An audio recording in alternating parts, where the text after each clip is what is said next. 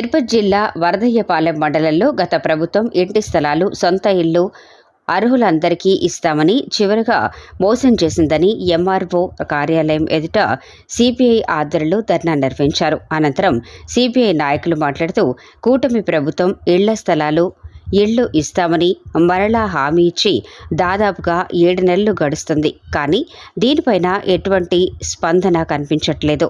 రాష్ట్ర ముఖ్యమంత్రి చంద్రబాబు నాయుడు ఎన్నికల సందర్భంగా పేదలకు గ్రామాల్లో 3 సెంట్ల పట్టాల్లో 2 సెంట్లు ఇంటి స్థలం ఇస్తామని అన్నారు. గతంలో ఇంటి నిర్మాణానికి 1,80,000 రూపాయలు ఇస్తుంది.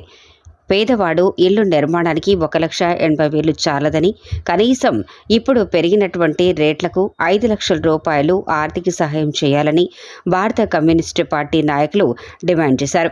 కార్యక్రమంలో సిపిఐ మండల secretary K Tarun Kumar, CPI నాయకులు కృష్ణమూర్తి, చంద్ర, సి మురళి తదితరులు పాల్గొన్నారు. ప్రియమైన మిత్రులారా,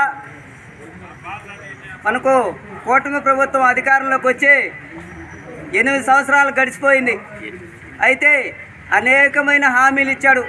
ఇప్పుడున్న ముఖ్యమంత్రి ప్రజలకి సూపర్ 6 అని ఆ హక్కుని మాకు అమలు చేయమని చెప్పి మిమ్మల్ని ప్రాధేయపడుతూ భారత కమ్యూనిస్ట్ పార్టీ ఆధ్వర్యంలో హెచ్చరిస్తూ ఉన్నాం. గత హయాంలో ఉన్నటువంటి వైఎస్ రాజశేఖర కుమారుడు వైఎస్ జగన్మోహన్ రెడ్డి గారు 1 సెంటు 1 సెంటు ఇచ్చి అదేవిధంగా చాలీ చాలక ఇల్లులు కట్టిస్తామనేసి లేని పిల్ల మాట పోగొట్టారు. అదేవిధంగా ఈ హయాంలో ఉన్నటువంటి కూటమి ప్రభుత్వము 2 సెంట్లు ఇస్తామని, గ్రామాల్లో 2 సెంట్లు, పట్టణాల్లో 3 సెంట్లు ఇస్తామని చెప్పేసి ప్రతి ఒక్కరికి రాష్ట్ర వ్యాప్తంగా